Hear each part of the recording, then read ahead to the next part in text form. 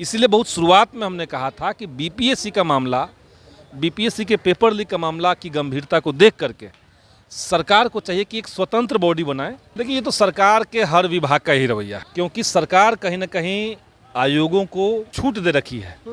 और इसीलिए हमने पिछले बार विधानसभा के अंदर भी सरकार से ये मांग उठाई थी कि सरकार एक नियम बना दे कि हर विभाग अपनी बहाली को पूरा करने का समय सीमा विज्ञापन के साथ ही प्रकाशित करना पड़ेगा। सीबीआई और ईडी अब ये कोई स्वतंत्र बॉडी रहा नहीं। अग्निपथ स्कीम जो सरकार लेकर के आई है, जो असल में कोई स्कीम नहीं है बल्कि ये स्कैम है।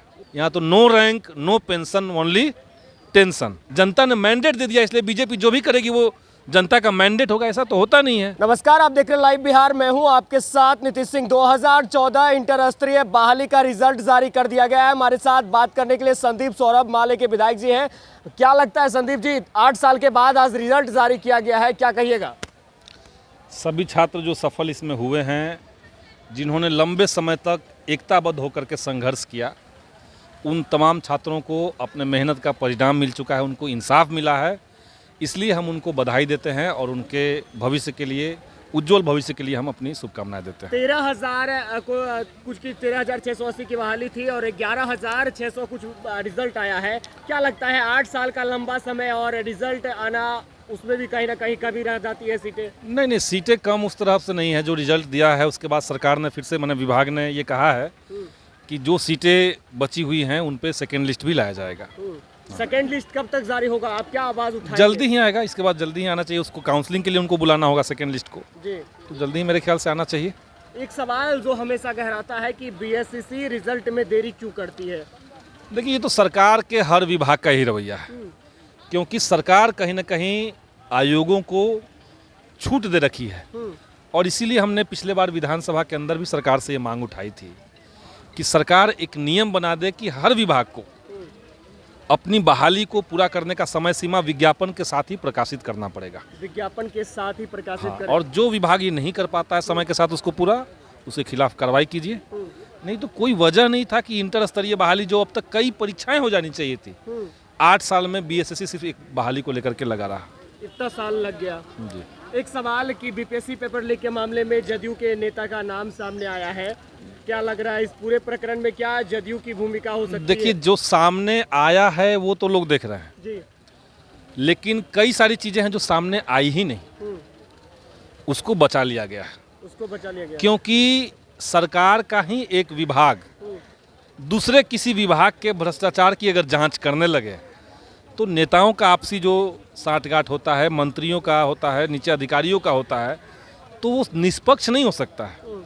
इसलिए बहुत शुरुआत में हमने कहा था कि बीपीएससी का मामला, बीपीएससी के पेपर लीक का मामला की गंभीरता को देख करके सरकार को चाहिए कि एक स्वतंत्र बॉडी बनाए। हाई कोर्ट के रिटायर्ड जज के निगरानी में, हाई कोर्ट की निगरानी में उस तरह की एक बॉडी बने और उसके संरक्षण में ही वो चीज़ चले। एक स्वतंत्र जांच इकाई बने और वो जांच करे, तब दूध का दूध और पानी का पानी होगा। सीबीआई जांच की मांग करेंगे आप? मैं सीबीआई की मांग अब नहीं करता हूँ। सीबीआई और ईडी अब ये कोई स्वतंत्र बॉडी रहा नहीं। अब बीजेपी को जब चाहिए अपने तरीके से उसका इस्तेमाल करते हैं लोग। अब देश में कहाँ कोई सीबीआई की मांग करता है?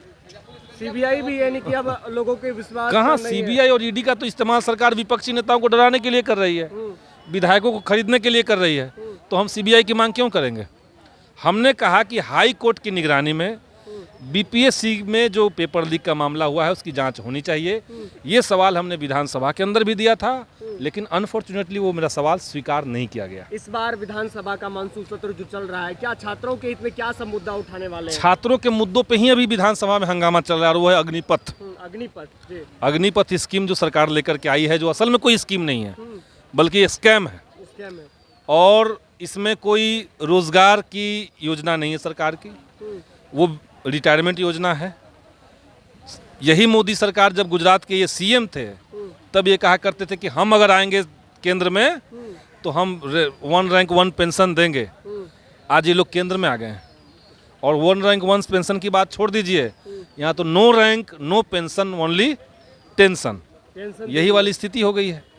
लाखों करोड़ों नौजवान देखिए अग्निपथ के खिलाफ सड़क पर उतरे, उनका आक्रोश दिखा, जबरदस्त आक्रोश दिखा, और सरकार की दमनकारी नीतियां उसके बाद शुरू हो गई।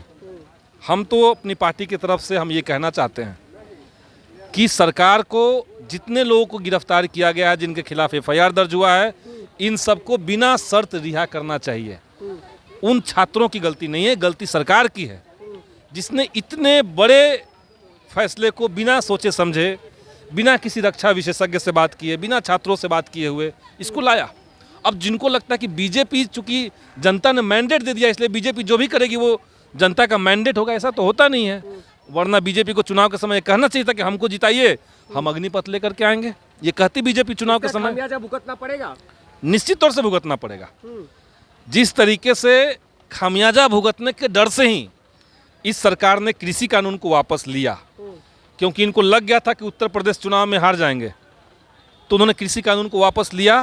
अभी की इनको लगना है कि इनको 24 में बिहार के और देश के नौजवान जो हैं वो खदेड़ देंगे, तब इनको ये भी योजना वापस लेना होगा। देखिए हमारे साथ संदीप सौरभ है। मानसून सत्र चल रहा है और अग्निपथ स्कीम को लेकर जिस तरीके से बवाल मचा है, तो अब गर्दनी बाग पहुंचे हैं और हमने कई सवाल इनसे पूछे। साथ ही 2014 एसटीईटी और अभ्यर्थियों की आवाज़ को लेकर भी हमने इनसे बात की। बीपीएससी के मामले पर भी इन्होंने जवाब रखा। साथ ही ये भी कहा कि 2014 इंटर स्तरीय बहाली को लेकर जो रिजल्ट जारी किया गया है, दूसरी जो प्रकाशन है वो भी जल्द से जल्द पूरी कर ली जाएगी और इसके संबंध में भी जल्द जो अधिकारी से ये बात करने वाले हैं। हम आपको लगातार खबरों से अपडेट कराते हैं। आप बने रहे लाइव बिहार के साथ।